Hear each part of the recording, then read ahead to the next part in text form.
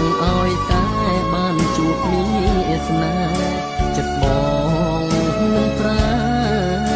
មេត្តាចរណៃសំណាងជាថ្មីបានជួបគ្នាម្ដងទៀតម្ដងនេះមិនឃ្លាតពេលណាស្រងប្រលឹងយើងមិនអាយកាមានគ្នាគ្រាន់ជាទីផឹងជាខ្មោចអញ្ចឹងក៏វាមិនយ៉ាងដែរ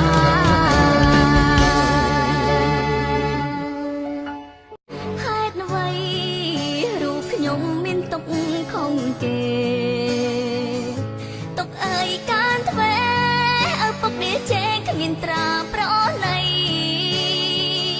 ប្រាតែហឹង្សាផឹកស្រារាល់ថ្ងៃគ្រួសារក្រក្រៃមិនស្គាល់រស្មីក្តីសុខឡើយណា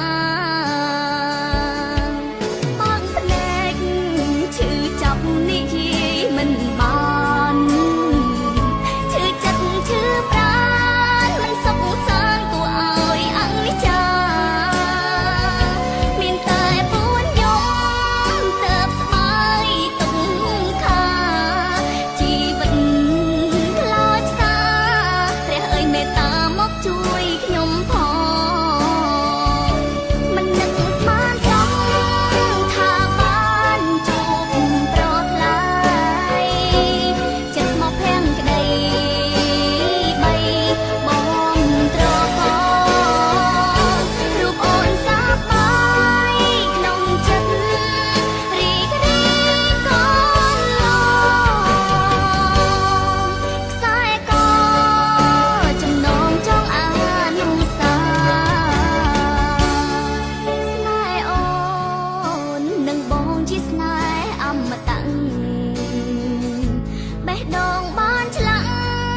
លូគ្រាមរណាជាតិនេះជាតិមកមិនប្រែ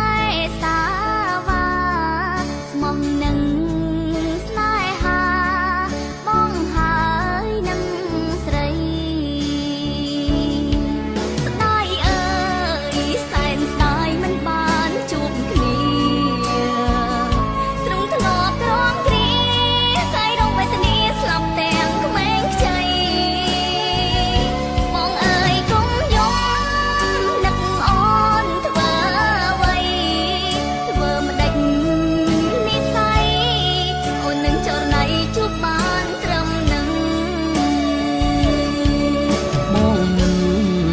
អាចរស់គ្មានអូន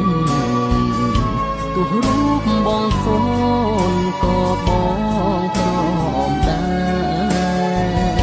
ស៊ូស្លាប់ទៅចុងឲ្យតែបានជួបគ្នាស្នេហ៍